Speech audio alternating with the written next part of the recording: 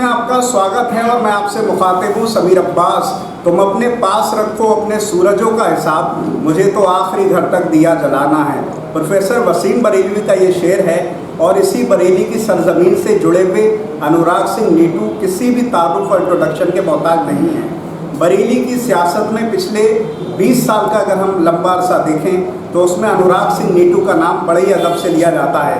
वो छात्र राजनीति से जुड़े रहे और 2007 में वो दौर भी आया जब उन्होंने अपनी मेहनत के बल पर छात्र संघ के वो अध्यक्ष भी बने। सिर्फ सियासत का सफ़र यही ख़त्म नहीं हुआ, उसके बाद भी वो लगातार सियासत से जुड़े रहे। वो चुनाव लड़ाते रहे, खुद चुनाव भले ही नहीं लड़े लेकिन पार्टी में उनकी दावेदारी हमेशा से रही। अहम बात यह है कि उसकी शख्सियत को देखते हुए लगातार पार्टी से वो जुड़े रहे और हर एक पार्टी में, बरेली की कोई भी सियासी पार्टी हो, चाहे वो भारतीय जनता पार्टी हो, कांग्रेस हो या समाजवादी पार्टी हो, उनका नाम उनको बड़े ही अदब से याद किया गया। अब क्योंकि 2022 का चुनाव है, 9 सीटें बरेली में आती हैं और यहाँ पर कैंट विधानसभा सीट एक ऐसी है जो इस बार कहीं ना कहीं इस पर समाजवादी पार्टी की नज़र होगी। और उसी इलाके से जुड़े हुए बिथरी में एक गांव है जहां पर उनकी पैदाइश हुई अनुराग सिंह नीटू जी की, और उसके बाद उन्होंने जो है लगातार आगे बढ़े। इस बार कैंट विधानसभा से वो एक उम्मीदवार के तौर पर लगातार दस्तक दे रहे हैं और बहुत ही कम दिनों में उन्होंने लोगों के दिलों में एक ख़ास जगह बनाई है। अभी वो उनकी 3 मुलाकातें अखिलेश यादव जी से हुई, पूर्व मुख्यमंत्री से, और अभी 3 दिन पहले भी लगातार वो मिलकर भी आए हैं। हम तमाम सियासी पहलू जानने की कोशिश करेंगे क्योंकि वो छात्र राजनीति से जुड़े रहे तो छात्रों के लिए उनके जहन में, उनके दिल में बहुत कुछ होगा। एक मैंने छोटा सा इंट्रोडक्शन, और क्योंकि आपको उर्दू की ज़मीन से जुड़े हुए हैं, गंगा जमनी तहजीब से, तो तारुफ दिया है मैंने। अगर कुछ इजाफा करना चाहें तो कर सकते हैं, उसके बाद आप विषय पर। मैं अनुराग सिंह नीटू, यहाँ से करीब 12 किलोमीटर दूर मेरा गांव है बेली को सदा। मैं एक साधारण किसान का बेटा हूँ। मेरे बाबा फ्रीडम फाइटर रह चुके हैं, देश की आज़ादी में उनका साथ रहा है और मैं उस परिवार से हूँ। मेरे पिताजी किसान है, साधारण किसान है।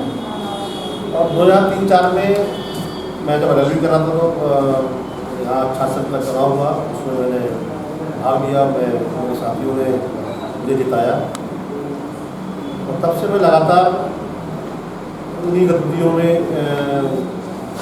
शामिल रहा। कभी बीजेपी संघ में, मतलब पार्टियों संघ में मैं रहा, लेकिन किसी ने कोई ऐसा खुल के हमें मौका नहीं दिया। बीजेपी संघ में रहा तो सामने गया, अभी लड़ लेना, अगली बार लड़ लेना, हमें वो चलाते रहे।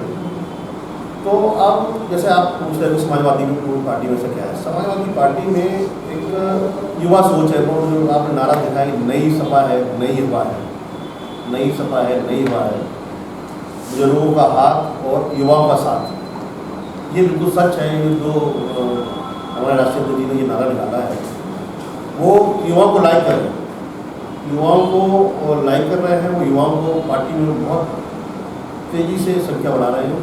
और आप देख रहे हो कि कहीं भी आप रहना पार्टी कार्यालय पे इतना तेज़ी से, इतनी ज़्यादा तादाद में युवा समाजवादी पार्टी से जुड़ रहा है कि उनकी अखिलेश जी की नीतियों की जो पहले सपा थी वो बिल्कुल डिफरेंट है। ये नई सपा है। नई सपा में हर युवा, मैं जैसा युवा मैं छात्र संघ अध्यक्ष हूँ, मुझे मालूम कि वो मेरी बात सुनेंगे वो, और मुझे विश्वास है कि वो मेरी बात सुनेंगे, वो मैं उनकी बात सुनूँगा। तो इसलिए समाजवादी पार्टी का मूव है और हर युवा परेशान होकर सब चाह भी रहा है कि बेरोजगारी, युवा मारे घूम रहे, बेरोजगारी आप देख ही रहे हो, किसी को नौकरी नहीं, किसी को नहीं। तो समाजवादी पार्टी से बहुत उम्मीदें हैं युवाओं को। मैं थोड़ा सा ये जानना चाहता हूँ कि आप छात्र राजनीति से जुड़े, अध्यक्ष की पोजीशन बहुत बड़ी होती है, बड़ी मेहनत करी थी आपने, हमें याद भी है 2007 के वो लम्हे जब आप सेफल और तो तमाम जगह पहुँचे वहाँ। मैं ये जानना चाहता हूँ आपसे कि करीब 5 साल का ये अर्सा हो गया कि जब से भारतीय जनता पार्टी सत्ता में आई तो छात्र राजनीति के जो चुनाव थे पूरी तरह से रोक दिए गए, क्योंकि आप अध्यक्ष रहे हैं। किस तरह से देखते हैं आप इस बात? छात्र राजनीति में ऐसे बहुत सारे मुद्दे हैं जो छात्रों को शोषण किया जाता है। छात्र संघ चुनाव इसलिए कराए जाते हैं क्योंकि छात्र अपनी बात तो रख सकते हैं ईमानदारी से। आज की तारीख में हर किसी भी यूनिवर्सिटी में रहिए, इतना शोषण, इतना कॉलेज में शोषण हो रहा है, इतना पैसा दिया जा रहा है किसी नाम से कि इवेंट के नाम से, उसके नाम से सारा पैसा उसे अनाप शनाप छात्रों को दिया जा रहा है। कोई भी असुविधा, हमने लेट फीस लगा दी, हमने उस समय कोई लेट फीस नहीं, जब छात्र संघ बने थे तो हमने कोई लेट फीस नहीं होनी थी किसी के। और जो ऐसा चार्ज लेते थे, गाड़ी आप साइकिल से आए हुए नहीं आए तो उसका ही पैसा ले रहे हैं वो कॉलेज वाले प्रॉफिट में, वो सारे मैंने चार्ज खत्म करे। आज की तारीख में छात्रों का बहुत ज़्यादा शोषण हो रहा है और उसके बहुत ज़्यादा खिलाफ भी। जी, मैं ये जानना चाहता हूँ आपसे कि आपने कैंट विधानसभा ही क्यों चुना? क्योंकि आपकी छात्र राजनीति का अगर हम देखें तो उसका जिक्र आज भी उस वक्त के जो स्टूडेंट हैं वो करते हैं, क्योंकि हम नवाबगंज एरिया से आते हैं, वहाँ के बहुत सारे स्टूडेंट आपको याद करते हैं। वो अलग बात होगी, लेकिन कैंट विधानसभा ही आपने क्यों चुना? क्या वजह लगती है, क्या उम्मीदें लगती हैं? पिछले 1 वर्ष से मैं कैंट विधानसभा में मैं लगातार घूम रहा हूँ। मैं पुराने साथियों को टटोल रहा हूँ, उनके पास गया, उनसे पूछा कि चुनाव यहाँ मैंने देखा जिस गली में मैं जा रहा हूँ वहाँ मेरे 10 लोग जानने वाले हैं, जिस गली में जा रहा हूँ वहाँ मेरे 10 लोग जानने वाले हैं। वो मुझे नहीं जानते कि हर नाम जानते, नीटू भाई आए, नीटू भाई आए। तो मुझे विश्वास हुआ, मुझे हुआ कि भाई हमारे लोग हैं इसमें हर गली में, हर पूरे शहर में हम नाम से सभी जानते हैं, चेहरा को नहीं जानते, लेकिन चेहरा हम जाएंगे तो हम पहचानेंगे। और ये बड़ा सौभाग्य, मैं अपने आप को सौभाग्य मानता हूँ कि मुझे कैंट ऐसा क्षेत्र मिला कि हर गली में, हर जाति में मेरे संबंध है। हर जाति में, किसी भी जात को ले लीजिए, हिंदू, मुस्लिम, सिख, ईसाई, हर जाति में मेरे पारिवारिक संबंध, पारिवारिक जो पुराने साथी हैं, उसको कोई भाई है, मेरा दोस्त है, उसके भतीजे हैं। तो इसलिए कैंट हमें बहुत ज़्यादा सूटेबल लगा और हमारा घर है। हर गली मोहल्ले में पुराने साथी, पुरानी सब यादें ताज़ा हो रही हैं। सब लोग हमें 20 साल बाद आके मिल रहे हैं, 15 साल बाद मिल रहे हैं। मैंने बताया मेरा मित्र भी आया, 15 साल बाद मुझसे मिलने आया, ये 15 साल बाद मुझसे मिलने आए।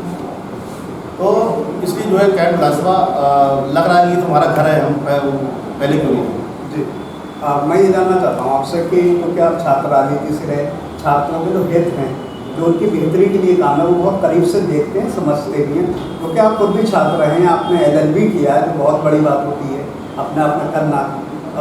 अगर आपको पार्टी और उसके बाद जनता भी अगर मौका देती है तो आप छात्रों के लिए, खासतौर से कैंट पे, क्योंकि कैंट का अगर हम पूरा परिवेश देखें तो यहाँ राजेश अग्रवाल जी का पिछले 30 साल का पूरा दौर रहा है, लेकिन कहीं ना कहीं जो स्टूडेंट के लिए कॉलेज हैं, यूनिवर्सिटी हैं, तो कुछ नया ऐसा नज़र नहीं आता, बहुत ज़्यादा विकास हुआ हो, तो उस तरफ क्या इरादा है आप? नहीं, आप ठीक कह रहे हो, ऐसा ना कोई टोकने वाला नहीं है।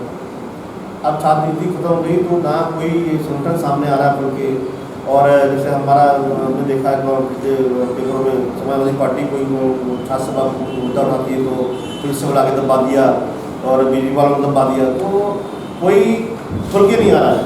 जब तक हम विरोध नहीं करेंगे तो वो सामने आएगा नहीं। और छात्रों को ना ही कोई किसी भी कॉलेज में कोई प्लेसमेंट हो रही है, ना बदली। इससे आज से 10 साल 15 साल पहले काफ़ी अच्छा माहौल था, लेकिन आज जो है बिल्कुल ख़त्म होता जा रहा है।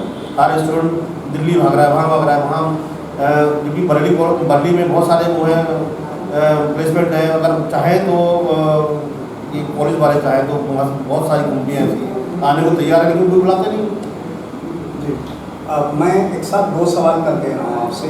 अभी आप अपने जी से मुलाकात करके आए हैं, 3 में आपकी मुलाकात हुई पिछले 1 महीने में। एक तो ये किस तरह की आपकी बातचीत हुई, क्या उन्होंने संदेश दिया, क्या पार्टी को मजबूत करने के लिए आपको पैगाम दिया, मैसेज दिया? दूसरा इसी से जुड़ा सवाल है, क्योंकि उनके चाचा शिवपाल सिंह यादव जी की अलग पार्टी है, क्या ऐसी कहीं उम्मीद लगती है कि ये गठबंधन दोबारा हो सकता है 2022 को लेकर, क्योंकि टाइम भी कम रहेगा? मैं जब माननीय अध्यक्ष से राष्ट्रीय से मिला तो उन्होंने सबसे पहले तो 4-5 हज़ार भीड़ में उन्होंने मुझे अंदर अपने घर पे बुलाया। मैं उससे ही गर्वित हुआ कि उन्होंने मुझे लगा कि युवाओं को लाइक कर रहे हैं, युवाओं को वो अपना साथ जोड़ना चाह रहे हैं। उन्होंने कहा कि हम जैसे युवा हमें चाहिए, हमारी पार्टी को मजबूत करो और ऐसे लोगों को हम पार्टी में रखना चाहते हैं और हमारे साथ रहिए आजीवन। हमने कहा था वो आजीवन रहेंगे। और हाँ, और माननीय सुभाष जी का तो उस बारे में तो उनका भावड़ी मामला है, वो जाने इस बारे में जी, बस एक आखिरी का सवाल है आपसे। बहुत ज़बरदस्त तरह से 9 सीटों पर पूरी तरह से समाजवादी सियासी पंडित ये कह रहे हैं समाजवादी पार्टी और बीजेपी के ही दरमियान कहीं ना कहीं टक्कर है सीधे तौर पर, कैंप हो या शहर सीट हो या और कोई सीट, किस तरह की उम्मीदें लगती हैं, क्योंकि आप भी सियासत से लगातार जुड़े रहे, किस तरह से आप देखते हैं पूरा? आपने अच्छा सवाल पूछा।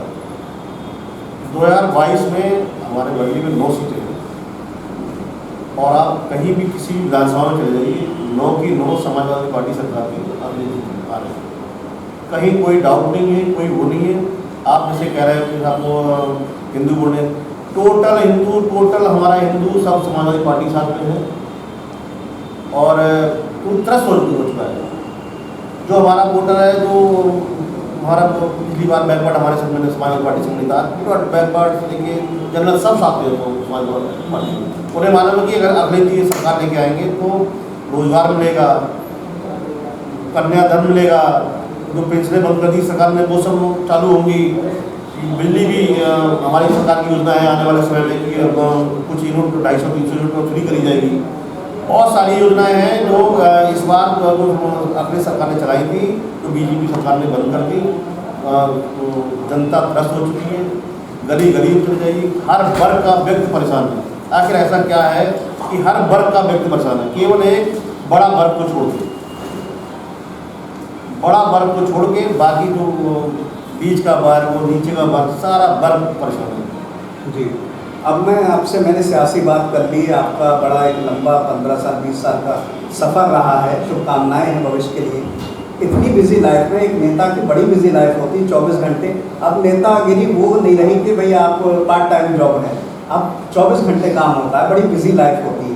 इतनी मसरूफ लाइफ के बीच, बिजी लाइफ के बीच अनुराग सिंह नीटू अपने मनोरंजन के लिए अगर समय मिलता है, क्योंकि आप अभी भी उसी जोश के साथ हैं, जज्बा नज़र आता है जो 15 साल पहले था, तो अपने मनोरंजन के लिए क्या कर पाते हैं? अगर चाहें तो रोशनी डाल सकते हैं, क्योंकि बरेली की जनता, खासतौर से कैंप की जनता, आपकी जो ये जवाब है ज़रूर सुनना चाहें।